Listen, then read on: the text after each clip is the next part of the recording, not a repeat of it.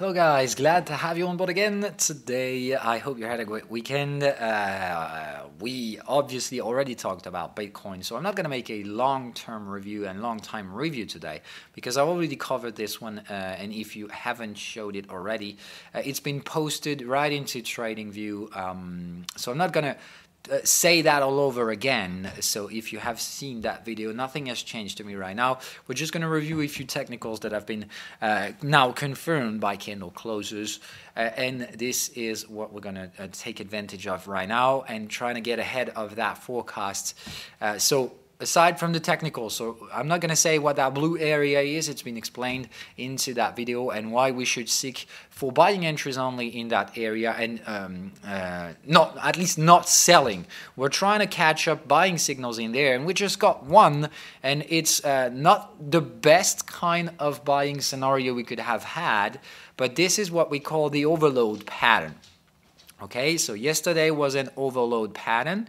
And the thing is that it was requiring us to have confirmation. So actually, right here, right now, we've got just two indicators signaling, prices and momentum, and sine wave. But yesterday, we should have had the three of them, meaning we were still into interesting price area with a sine wave okay, and we had momentum signaling as well. So yesterday was kind of a triple signal right into the expected buying area. So that's great. That's exactly what I was searching for. So obviously yesterday I've been buying and I have great confidence on those buying entries. Does that mean I'm fully leveraged in?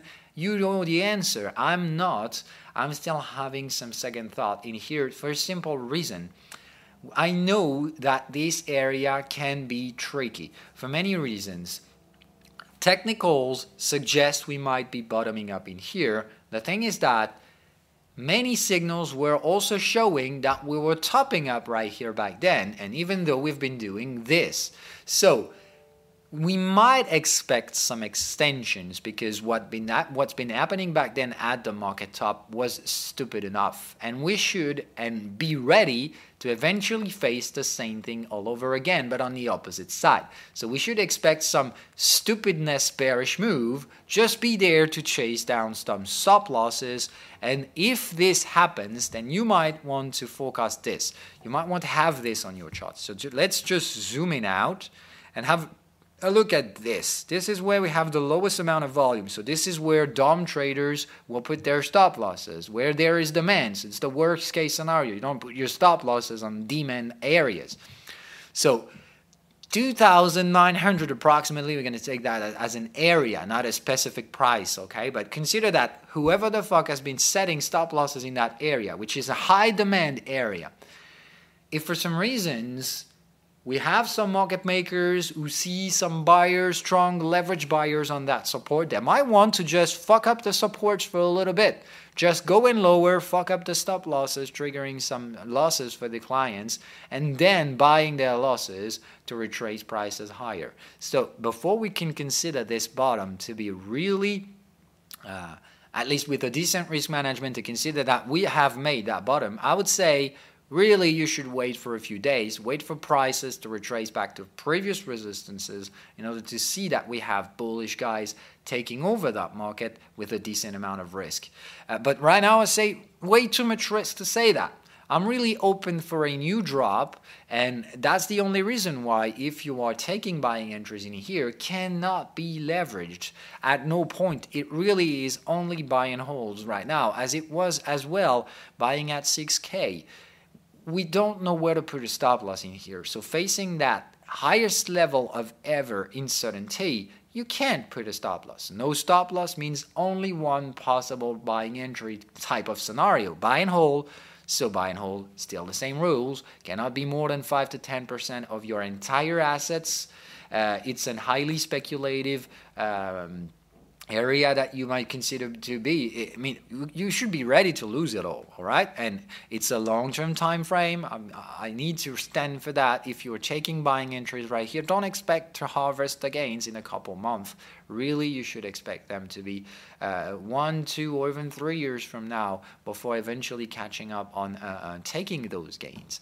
So be ready for it. If you're not, then just don't take those trades. If you are, then just make sure you're not going to be a switcher in between. You don't want to change an ongoing scenario, at least not as long as it's doing as planned. And right now we're just waiting for the bottom to build up, so there is nothing to move on with that scenario. For those who've been sparing tiny amount of their capital for that eventuality of us having better prices, then I think it's time to press the button, to just get to buy and put that money in the market and then just wait for the bottom to validate. If we go even further below, for those who have been spared the most speculative part of their capital for this, me included, because I want to be really straightforward with you guys in here. Often the way I speak out things can be misinterpreted, and I see, and that's normal. Okay, so just stick to how I have been trading, because this is clear, and I don't hide that. So how am I trading cryptocurrencies right now? In a very simple way. I had 17,000 to invest in there. This is the money I've been taking from the short entries I made. So I'm not going to put a single cent out of my own pockets. I only reinvest gains I took to those who've been stupid enough to buy 10K, to buy at 17K, for example. I took their losses, and I'm buying cryptos today with their money and not mine. Okay? So first things, I'm not going to spend more than what I expected to put. This is what I wanted to put. Half of that money has been invested into those areas where I've been buying Ethereums, Ripples, and Bitcoins. Tiny amount of Bitcoins. As I've said, Bitcoin seems to be the less interesting price to me in here, but I still want to be in, so I'm going to dip a toe and wait for further information. The market decided to go wrecking the phase, to go for wrecking phase, so I've been buying 2 days ago. I've been buying on Saturday evening, right at the candle close, so I've been buying in here, and I took another buy right at the bottom, or close to the bottom, on Sunday. So the thing is that right now, I've been putting 75% of what I wanted to invest in Bitcoin. I still have 25% available for further downward movements eventually, because I really think that we may go lower just to fuck up stop losses, but it's going to be a sharp, brutal, and stupid move. So I spare 25% capital just in case this happens. I'm not going to say I think it's going to happen. I say I think it's possible. And as it is possible, I'm facing that risk, and I'm just sparing a few amounts. It's just I'm sparing a few cash already ready to invest at the minute into my Bitstamp account, just waiting for this to either show up, and if it shows up, I'll be ready to buy if we have a low point, a low, and it has to be below 2,900, or let's say below 3K, which is the wrecking phase area, the final wrecking that we could have, but it's not going to be technical. All right. If it happens, you don't want to buy divergences or buying the indicator signals. You just avoid looking at the indicators at that stage. If we go below 3K, you just do and apply the plan. The plan is if we go below there, it's going to be nasty. It means we're going to go as low as necessary. It's going to be a nasty lower shadow candle. So you don't buy following the signals because it's not going to be technical. You buy anything you want to buy below 3K, and you wait for the volume to explode. You want to see historical volume on the Bitcoin, and when you see that with a candle closing with a lower shadow candle, you're buying. Okay, but you're waiting for that candle to close to have historical volume. It's going to be a 2-hour candles, I bet. No more than that. So you wait for a 2-hour candle with a lower shadow candle, so not closing right at the low. Okay, it doesn't have to be retracing with a 50% lower shadow candle, but just you want the market not to close at the lows and to have historical volume. When you have that, you buy. Okay, this is where you keep those. This is what you're sparing those 25% for. If it shows up, you take him. If you don't have those 20% spared and you've already put it all you expected to put in Bitcoins, then you have your answer. If you've already put it all in, there's no more to say. You just close your charts, stop looking at the market, and just put an alert. First thing you want to trade is the market retracing to the first resistance, which is near 5K. So if we go, for example, 4.7K, this is where you want to eventually manage the risk for those who are the most aggressive, taking partial profits, but no more than 10 to 15%. It's just really tiny partial profit taking. just in case we have some pullbacks to supports that we can rebuy to get ourselves into buying more. It's just managing the risk. So I would say for those who are playing the long run, job is done. If you bought, just move on to something else and wait for at least 1 to 2 years. And for us to get back to those price areas, I'd say 10Ks or things like that, or at least 8.5K is the first price you might want to take to lock on some profits. But until we get there, you just do nothing, and it's a binary choice you have out there. Either the price will go to zero, and you basically bought something that will never worth anything, or the price will go there, and you start harvesting the gains. Okay. So you need to have perspective when you do trade.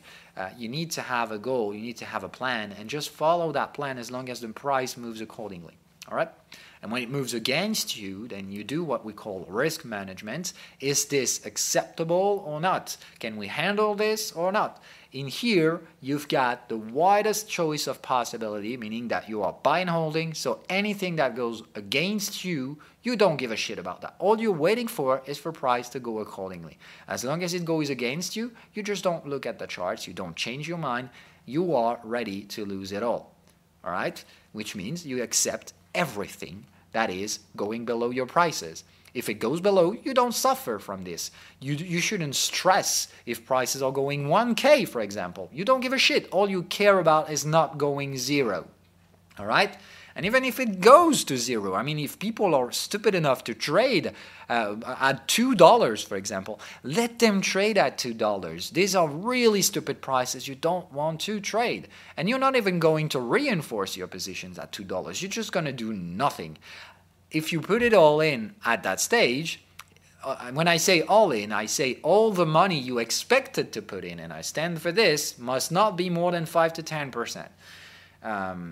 So if you already put it all in, then really stick to the essentials. If watching the charts is going to put some stress to you and it's going to force you making stupid decision, then close your fucking charts and stop looking at the market for at least a quarter, all right? And put alerts into interesting prices, and those prices are only if we go to resistances. If we don't, and if we keep on going downward, then you just let it go. You shouldn't fight it. All right? But just to sum up technicals, we now have daily signals into the expected price area. I think not being a buyer at that stage is dangerous to those who had plans to buy. Okay, so I would say those who don't have a single dollar in the crypto market right now and was expecting to buy the dip, I say right now you should be in. That's all I'm saying. Not necessarily all in at that stage, but you should have some dollars changed into Bitcoin, obviously right now, because we have signals suggesting we have a probability to have built that bottom. We're still facing the probability to have an untechnical move to the downside to fuck up some stop losses. So you should be ready for it, but that's all. All right? That's it for cryptocurrencies. We're going to move to other asset classes and more standard markets. So we're going to first have a look at the economic calendar for the week ahead. And we're going to have Draghi talking tomorrow or today. Not going to be really interesting, actually. We've got consumers' confidence on Tuesday, but it's not going to be the big of a deal. I don't think it's going to be. We've got New Zealand central banker is going to talk on Tuesday eve or Tuesday night, and it can be a game changer for AUDNZD, I think. So we're going to have to watch out for AUDNZD. And then we've got a set of releases and important oil stocks. It's going to be released on Wednesday. So Wednesday is going to be an interesting swing day, followed by a nasty Thursday. So you can expect Wednesday to Thursdays to be the swings days in here, or the trendy days, because we're going to have the Fed's minutes on Thursday eve, or eve for the Europeans as well, actually. And we got Eurozone IPC to terminate the week, but we can really expect the trends to play between Wednesday and Thursday, and the market will probably try to anticipate those trends on Tuesday, and probably gonna have a pretty uninteresting Monday. Sorry, just digesting what we have been at play during the weekend, and we had some interesting things at play. So we've got a Brexit deal, so obviously all the stocks are pricing off the risks and selling a bit of yen, but I don't think the yen is going to be bearish in either. I think it's just short-term relief pushing us back to resistances, but probably not going to be more. It's not going to be more than that. Okay, I think we're already reaching out resistance level. I'm going to talk about this later today. So let's move on to the swing scenario. So as I said, we could expect Thursday and Wednesday to be the swing days or the trendy days of that week, pushed by those catalysts we've earlier talked about. First, we're going to have a look at AUDNZD, starting in here. So we're trading at the week's high. The question is whether we'll manage or not to break them up. So have a look at the weekly chart in here. All right. So we've been breaking really a shy tick above the weekly market top, but moreover, we've been gapping up on a weekly scenario. It's been a long time since we've done that. So I would say gapping up is good. We'll see if we can handle this. This way it will be a morning star pattern. Okay, bearish candle, doji candle, signal oversold by momentum right on support area. And buying here, I would say we have a strong bullish signal for buying in here. And if we do have that, it's a weekly buying signal out of a bullish daily cluster. So we're trading. This is the trend channel, so this is the daily context, so we might trade daily signals in here, but we can take those daily signals and hold them in a weekly time scale. So we should expect probably 10 to 15 weeks from now to be bullish on AUDNZD if that signal is validated. And I think we have decent odds to be so. To do so is just at that stage we're still trading speculative area, so you shouldn't be putting yourself ahead of leverage position so far. It's going to be too dangerous if you do that. All right, moving ahead. Others, I think the dollar's been giving some as well, just as the AUDNZD, same thing in here. We've got great bearish signal, triple signal in here, but we're trading the framework, okay, not the context. So we're trading daily context in here, so weekly framework. So you should confirm that by daily signal. But if those signals validate, you take the trade for a weekly chart perspective. So same thing goes in here, probably 15 weeks ahead from now. For a trend to play its game, so you can expect a dollar to be bearish for at least probably a quarter ahead from now. Okay, same thing goes for euro, bullish signals in there, so obviously opposite signal. We're still trading speculative phase, so before that trend eventually takes down to play, you wait for those signals to confirm, but whenever it shows up, you know that we're going to have a weekly chart trend, probably, as I said, lasting for a quarter ahead, and we should have some nice trendy moves ongoing to those targets. But obviously, whenever we get there, we have to take partial profits and lock on those gains on dollar, euro. Same thing goes for yen, same timing. Yen is bullish. We don't have the weekly signals in here, so we should be more cautious regarding the yen, but we do have the daily signals right on the context. So buying, I think, in here is good, but we need to wait for the momentum to play its game. We've got bullish momentum, okay? Swings are to the upside for the momentum, so we need to see prices confirming this by breaking that resistance. So we need to have momentum keeps on going to the upside and realizing the breakup and making higher high in momentum and higher high in prices. As we build what looks like a double bottom structure, we generally expect the market to double that area. So you take this, you double it up, and generally gives you the targets. Okay, so whenever we reach out those prices, don't forget to take partial profits. On the yen, we can clearly see that we have a gap in here that hasn't been closed. So I would say reaching out to that area is where we should forecast a profit take. Start profit taking on the yen and reducing the leverage. So the leverage part is going to play its game soon. Just we need for those breakups to occur. So whenever I'll have the price and bullish momentum ready to make the breakup, I'll be ready to trade the breakouts. But right now, I'd say we're too early trending to consider breakups. So I would say we're digesting, we're ranging in here, preparing for an eventual next breakup to occur. I'd like to see how price are behaving in the next few days, but don't be too aggressive when it comes to yen, because we have two sides of a coins to price in right now. We've got both the risk. We're still there on the US, and we're going to talk about that later. We got risk on the dollar and risk on capital, on US capitalizations. And the thing is that we've got this risk on one side, and on the opposite side we've got the short-term relief about Brexit and Italy as well. We have narrowing spreads between Germany and Italy, so we've got good news, good short-term news for the euro area, still bad news for the US area. So we have to price in those two things, and that's why the market may be a little bit difficult to handle when it comes to yen. But I think in the end, when we terminated the good news, we just have bad news to price in, so yen is going to be surging again. At least that's what I'm trading for. And obviously, Great Britain, I think we're going to probably validate the bottom. As we have a deal, we may expect slowly but steadily the Brexit, yes, the Brexit to help the currency to slowly recover in here, and I say we should stick above those big oversold levels and try to probably.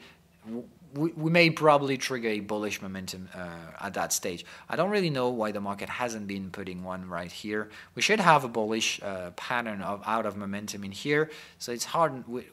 It's hard to see that we're not having. Probably it's just because the candle isn't closing good now. So we'll see how that candle closes. It's closed actually. It was Friday, so we'll see how today's candle closed. But normally we should have a bullish pattern triggering in here. We got bullish momentum. So even if momentum isn't detecting that pattern, you can focus that we now have potentially bullish momentum and bullish prices ahead. And if we do have that, when prices and momentum are not diverging, because so many people are focusing on momentum divergences, but you should also take care of the fact that the most rewarding patterns in momentum and when prices and momentums are moving accordingly in a directional way. So, all right, so that's it for Forex. We're going to move to stock indexes, and then, we got to talk about junk bonds. We got a lot to talk about today. It's going to be a long podcast. So via junk bonds, we're going to see that in a weekly perspective. A nasty weekly close, upper shadow candle. Supports are still below. I think we've got decent odds to go there in the end. So hard to say if we're going to have a pretty brutal week. We're trading at Fibonacci retracement levels in here, levels that we've been traded before. So I would suggest we're going to have some volume to execute in here. So probably expect some slowing pace in here, downside, a sideways action to be playing in here, but probably another down day to come right after. So I would expect some slowing down in terms of pace in here, but not necessarily bottoming in here and creating a. I think the bottom price area should be expected right in here instead of there. As after this long range building, we may expect a bearish release, and those targets are way below the current prices. So I would expect still some pressure into yieldings, and still expect the fact that in terms of bond prices, things are not over yet, okay? I've seen lots of messages saying, okay, we're out with bonds, we're done, we've terminated. I think we're not. I think we still have some huge problems regarding the entire credit bubble. And the thing is that it's not because the high-graded yields and treasury yields are reversing, or at least building a top structure or something that looks like a top structure, and it isn't validated yet. But if it goes valid, and it's very well probable, if it doesn't mean all the bonds will do great. Just money is flowing into government bonds, but doesn't mean corporate bonds, and especially junk bonds, will do as well. I think we're still having a big credit problem in here that for now we think is somehow handleable, but I think at some point this is going to degenerate and go really problematic when things will turn nasty, and if they turn nasty for equities, which is probably to come in 2019, but still probable at that stage. So we will eventually take those trades in 2019, and it's not something we have to trade right now. So it's something we bear in mind to prospect ourselves, or to project ourselves into the future, but not necessarily going to trade this right now, okay? So bear that in mind. I still expect us to have problems regarding the bond market in 2019, and probably especially in the junk bond sector. Regarding volatility, same thing goes as well. I think in here we're still trading upward in terms of volatility. Last week's was bullish as well, breaking the highs and maintaining the lows with a bullish candle close. Yes, we do have an upper shadow candle, so this week is going to be interesting to see how we react to that little relief out of the tensions we had in the euro area. It doesn't concern the US. I mean, the US hasn't been stressing at all for the euro area's problems, so why should they benefit from the reliefs? Okay, so that was the plan when we were trending. We're no longer trending, so we'll see if we're still having that thing where any good news is profiting the US and any bad news isn't impacting the US. So we'll see if we're still in that same perspective. I don't think we will. So I say, okay, everybody is rebouncing today, but I don't think it's going to last long for the US sector because that's a euro area relief and nothing close to a US relief. We've got absolutely no reasons to pay for supports in the US area. But I think breaking those supports down instantly wasn't an option either. But as I standed for this, buying those supports on the euro area was an option, and I did that. Buying the US support wasn't an option to me. So I remain selling the US equities, but I'm not selling supports until they break down. But I've been buying those supports on the euro area. Okay, so yes, currently I'm having that kind of weird switch in which I'm buying the euros indexes and selling the US indexes, but I have very low leverage on both of them. Okay, and I already took partial profits right earlier today at the market top, and I'm going to talk about that. Okay, so we're going to start with that. So I've been buying euro areas earlier last week, and I took my profits right at the market top. I've been taking it live with the French users. We have a divergent structure and an overbought pattern right at this framework. So yes, locking on the gains in here is normal. I took partial profits, not entire profits, because I think we may have to go in here, and this is where I want to profit taking and selling those gains to a reversal. But I think this is where we might be heading on the week ahead. But the question is whether the US will benefit from that outburst as well or not. So this is the area I've been buying. We had signals, we got everything suggesting we should buy. We now have bullish prices and momentum. We've made two waves to the upside. So if the trend remains bearish, and I think it still is, then this is wave 1, 2, big wave 3, wave 4. We still have a little bit of room to go higher, and we'll see how high we can get. And I think anyway, we can eventually go up to this. And in that case, we're going to make A, B, C structure. So kind of a flat structure where we retrace up to the B point and to find the C point, so where the A point to find the C, kind of something like that. So you get perspective, A, B, C. Okay, B point next to our origin point. So we should expect C point to be next to A point. And in the A point area. So if we retrace up there, this is where I'm ready to sell and get back bearish again. And selling for one last time this big bearish context for a final fifth wave should lead us to close the gaps we still have opened in here. So let me just highlight them. Okay, we got big gaps, and I think we're going to go there just at least to close those gaps.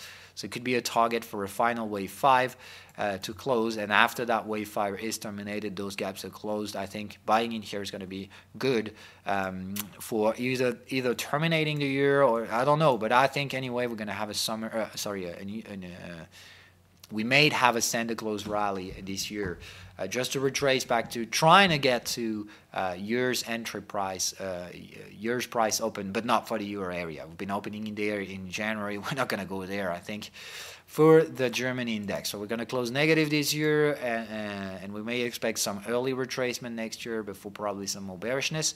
We'll talk about that right in time. Well, obviously, we're going to make end of that year review. We're going to review every trade I've been taking this year, the good ones, the bad ones, all the speculative trades that have been suffering, all the speculative trades that have been doing well. Everything. We're going to cover this all. Okay, no hiding from the losses. I'm going to give you numbers. I'm going to give you everything. So we're going to make this one later in December, and obviously first trading day of 2019. I'm going to give you my year forecasts of what I expect to come the year ahead. All right. And we're going to terminate this with US indexes, and then we're going to make a quick review on Apple and General Electric as well, but just a quick look at them, no more than that.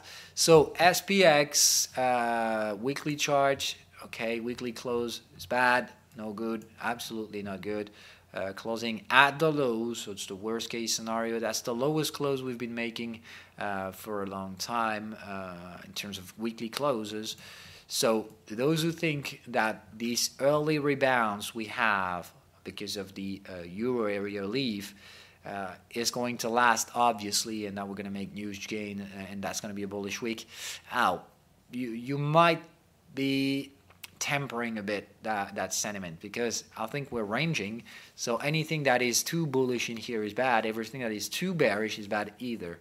So the thing is that either we're going to validate that support by a strong bullish reversal, so gapping up and buying that to invalidate last week's high, and we're going to have to rise ourselves to 2,700, which is pretty damn high. So we'll see if the market has this strength or not. If it does, then just as the euro area, we might just make an ABC corrective structure. All right, so in that perspective, and that's a possibility, you can consider the market has been swinging 5 waves, okay? So we've been creating first bearish impulse, which means we might expect a second one. We never do just one wave, okay? Because if we were about to build triangle structures, we would have done way different than that, okay? If it was triangle, we would just have made 1, 2. Okay, ABC. Triangles are building ABC waves. In here, we've been making 5 waves, suggesting we're ranging in here, and the range structure is kind of suggesting to me that we're doing this. A, B, C. So as the B point is slightly higher than the origin point, we might expect the C point to be slightly higher than A point. And I kind of expect us to go there. We've got huge demand in 2800, so I would say a C point in here kind of makes sense. And if we do that, first we've got to close this gap to destroy the bearish tendency sentiment in here, terminate those 2 retracement waves, and a C point selling area in here is really interesting to trade. So I would say in here is obviously a speculative entry selling area. Anytime we break the A point is to search for bearishness. Look at this. Okay, in here we've got ranging context and ranging framework. So both channels are really flat. So you may expect to sell this one or this one, but I pretty much expect this one to be. And then we should expect another 5th bearish impulse waves to terminate this bearish consolidation move. Okay, and then I think we'll have the range to trade this year. So I still forecast that way. Generally, the second bearish impulse in a range is really brutal. Means that it's generally wave 5 extended, okay, and the first waves are really ranging in here. So you can expect the end of that year to be probably uninteresting. We're going to try ranging depending on the timing and the time necessary for us to build a C point. But I still expect one more bearishness to play before the end of that year, and to be more epidemic than this one. So it's going to be faster and it's going to be steeper, and once we find that bottom, we're going to have the range bottom, I think. So in order to consider that range terminated, I expect us to make 2 bearish waves, and for now we're just waiting for this to come. All right, so that's it for everything I had to say today. So I expect yields to be interesting in the next few days, but I really don't know if it's going to be bullish or bearish. It really depends on how the bond traders will see the market right now. We're still having a flattening yielding curve, which means we have a change in the bond traders' sentiment. Those who are trading bonds will basically switch to safer areas if we happen to have a switch into bond market trading, because when we have a flattening yield curve, those who are risk managers into the bond sector will basically change the way they trade bonds. It's just that it's a switch that's going to take months to plot into charts, because we have expiration on bonds and we have to take them in considerations. And we're going to we'll make an educational show about that, but not just right now. Okay, it's not urgent. But at some point, we're going to make one explaining how the yielding sector is behaving, how yielding traders and bond traders are managing the risk, because it's really different from trading classical assets. Okay, trading bond and trading with debt is far different from trading with standard pricings like stock pricings, forex pricings, and things like that. It's really different. So we're going to make a show explaining how it goes when it goes to trading bonds. All right, so Apple and General Electrics to terminate, and then we're going to leave you guys on that. So nasty weekly close for Apple. Let's set things real straight. I expected the market to try building a range on top of that trend line. Apparently, we're just fucking it up. But the nasty candle close, it gives us two options. We're oversold right now, so either we keep on overselling and we just keep on piling up those bearish candles one after the other. Which is possible. We were expecting this to be probable. I said yes. Regarding that stupid pricing, we could have a market that is just falling apart in a straight line. We might expect that. Second option, we find some sideways action in here for a bit before having another burst to come later next year or later this year. We just don't know about that. But we're trading Fibonacci retracement area. Yes, we've been making a first weekly candle close, but the next week could very well close above this and temporarily invalidate that support breakout, kind of ranging in here. But I think anyway we're going to maintain ourselves below that trend line. So I expect us, no matter what, to range in here, but maintaining ourselves below the negative pressure of that bearish trend line that we've been breaking down. That bullish trend line that we've been breaking down. So it's now acting as dynamic resistance. So we can have sideways action in here, kind of retracements. But I expect anyhow those retracements to be sold. And I'll be ready to sell, obviously, if we have prices retracing up to those levels. So I would say, in terms of apples, you see where the demand is. This is where we got the strongest bearish demand. So I would say right in here, anytime we get ourselves back to those previous resistances is where you should forecast searching for selling entries. So sorry, this is not what I wanted to set. I'd rather like to use this. Okay, so you take that. This is where we've been starting to make resistance trade. So I would say above that level is where you're searching for bearish entries. Okay, so that's entry selling. And I'm going to put another out there. All right, so it's searching for Apple, sell daily, search for selling signals, day one, daily or 2-hour chart time frame. So any H2 signal is going to be aggressive, so lower leverage if you do trade H2 signals or daily signal to reinforce my bearish positions on Apple. Regarding General Electrics, we've been making weekly candle closes at the worst possible case scenario, closing right at the lows. Absolutely no momentum signals. We're oversold in the weekly chart. We're setting all the conditions for a wrecking scenario, which means the market is trying to put people out of this market to see how low we can get. Okay, that's the point of that movement. See how low we can get.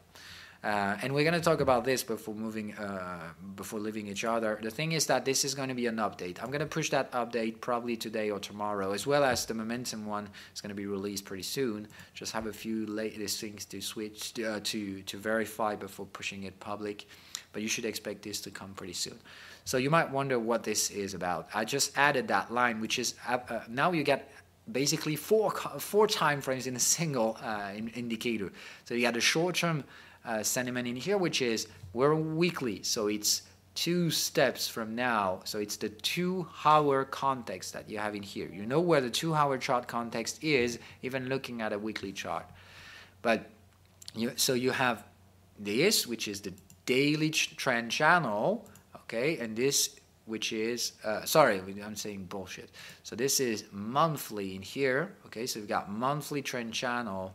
In here is the daily, okay, is the weekly. So weekly, monthly, yearly, or no, it's semesterly. Yes, it's 1 semester in here. Okay, so 6-month time frame channel in here, which is our context, and this is yearly context. So you have 4 time frames in the single right now. So I've been adding the higher time frame in here. It's just basically going to give you a very important information.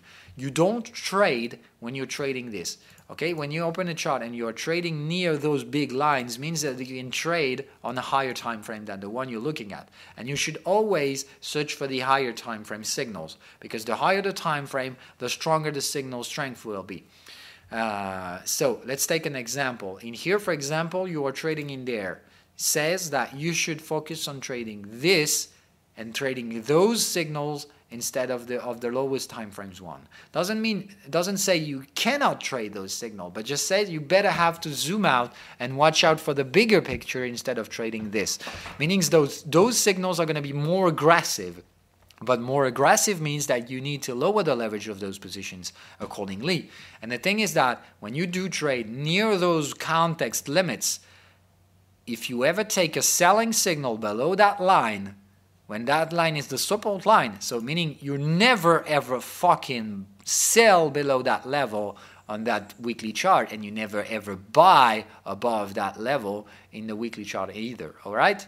So if you do want to take aggressive trades, take those lines as limit levels, not to trade below. So no selling, no buying out of those boundaries. Okay, means that you're taking too much risk if you're doing this, because you're trading out of higher time frames boundaries.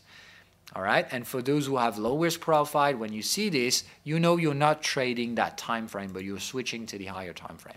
All right, I'm gonna take a few quick examples on other assets. For example, so you be able, we can take, so it was going to help you finding what time frame you should get yourself to trade onto. Okay, so in here, for example, sorry, I just need to, all right. In here, for example, you're not trading anything interesting, okay? So your monthly chart, you're not trading neither the context, neither the framework. So you're trading really uninteresting price. You're trading at the scalping level. So you should go 2 time frames low to trade. Okay, for example, you go daily, and in here, obviously you're trading into context, all right?